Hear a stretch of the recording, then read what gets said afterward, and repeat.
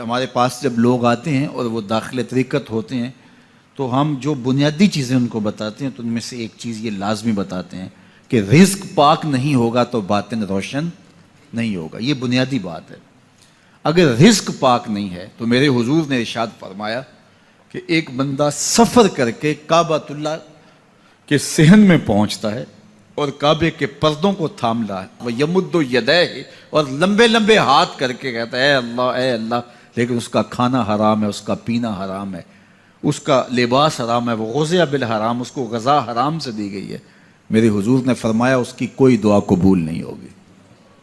سفر کیا, جنگل پہاڑ کاٹے, سمندروں کو پاٹ کر کے آگے گیا, ہواؤں کے کلیجے چیر کے آگے بڑھا, مہینوں کی مسافتیں طے کر کے گیا اور کعبۃ اللہ کے سامنے کھڑا ہے, سین حرم میں مطاف میں کھڑا ہے, لیکن اس کا جسم حرام سے پلا ہے. اس نے جو پہنا ہے اس لباس کا تانا یا بانا حرام کا ہے, اس کو غذا حرام کی دی گئی ہے, اس نے پیا حرام کا ہے, اس نے کھایا حرام کا ہے, تو پھر اس کا یہ سارا سفر رائے گاں چلا جائے گا, اس کو کچھ نصیب نہیں ہوگا.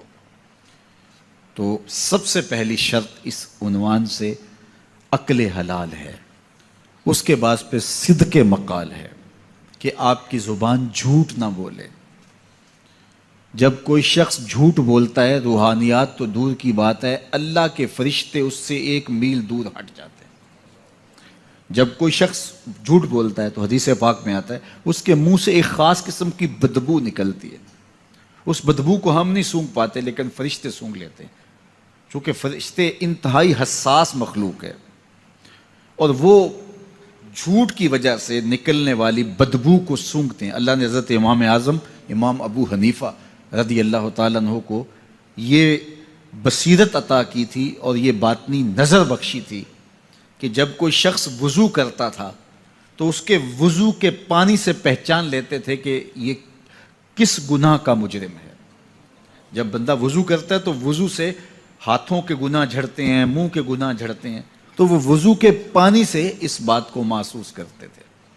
اللہ نے ان کو وہ بصیرت عطا کی تھی, لیکن انہوں نے اللہ کی بارگاہ میں عرض کی مالک مجھ سے یہ چیز چھین لے, یہ چیز مجھے نہیں چاہیے. لوگوں کے بارے میں جو ہے وہ ایسا گمان پھر پیدا ہوتا ہے.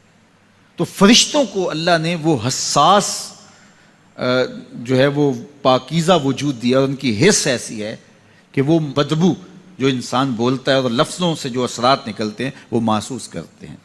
تو جب کوئی شخص جھوٹ بولتا ہے تو اس کے جسم سے, اس کی زبان سے جھوٹ کے ساتھ بدبو نکلتی ہے. اللہ کے فرشتے 1 میل دور تک پیچھے ہٹ جاتے ہیں. تو مجھے بتائیے, جو شخص جھوٹ بولتا ہو کیا اسے کوئی روحانی مرتبہ مل سکتا ہے؟ یہ سوچا بھی نہیں جا سکتا, یہ امکانات سے ہی نہیں ہے.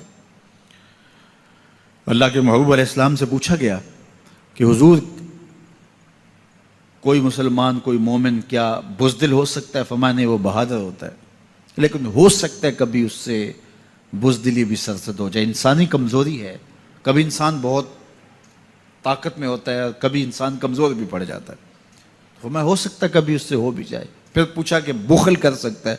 فرمایا نہیں, مومن سخی ہوتا ہے, لیکن ہو سکتا ہے کبھی اس سے بخل بھی ہو جائے. کبھی کبھی دولت اسے اچھی بھی لگنے لگ جاتی ہے. جس طرح فرمایا گیا کہ اولاد مبخلتن مجبنتن, یہ جو اولاد ہوتی ہے یہ بندے کو بخیل بھی بنا دیتی ہے اور بزدل بھی بنا دیتی ہے.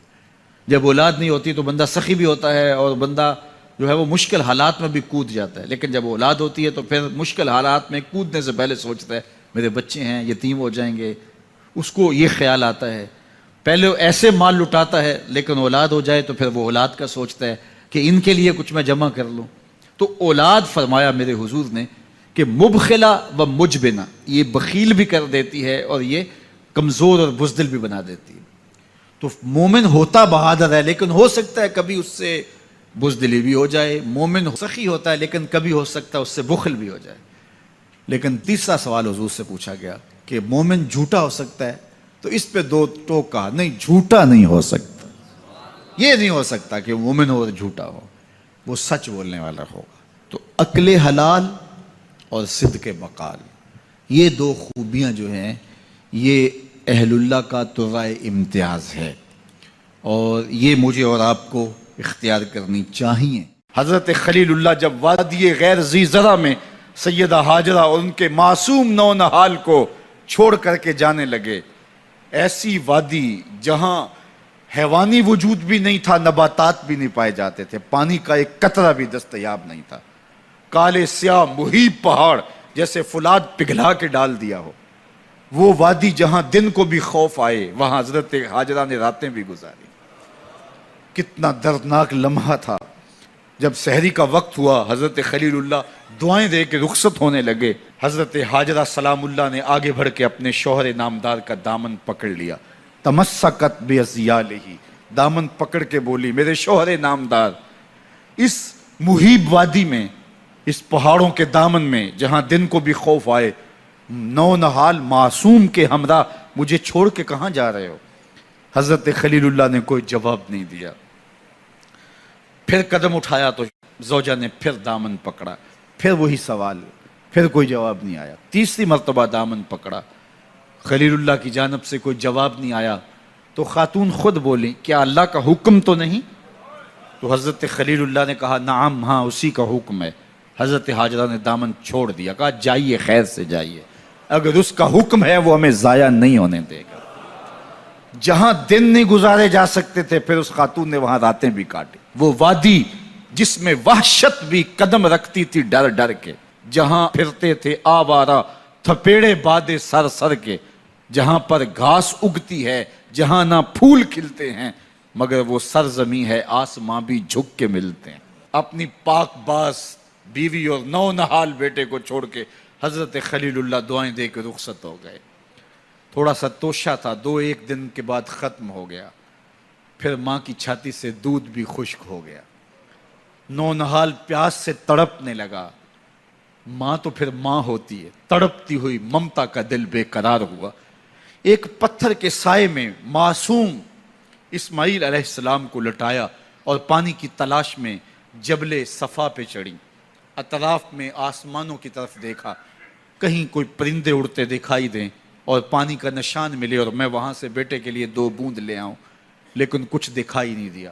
تا حد نظر پھیلا ہوا آسمان ہی آسمان ہے اور پہاڑ ہی پہاڑ نیچے دکھائی دیتے ہیں.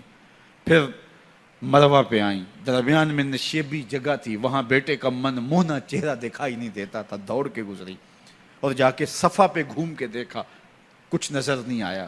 ادھر بھی دیکھ لیا، ادھر بھی دیکھ لیا، لیکن ماں تھی. پھر دوبارہ صفا پہ آئی، صفا پہ دیکھا، کچھ دکھائی نہیں دیا. پھر تڑپ کے مروہ پہ آئیں، وہاں پھر دیکھا، کچھ دکھائی نہیں دیا. پھر صفا پہ آئی، کبھی صفا پہ کبھی مروہ پہ. تڑپتی ہوئی ماں کی ممتا، بے قرار دل. ادھر پانی کی پیاس سے تڑپتا ہوا معصوم اسماعیل پتھر کی اوٹ میں.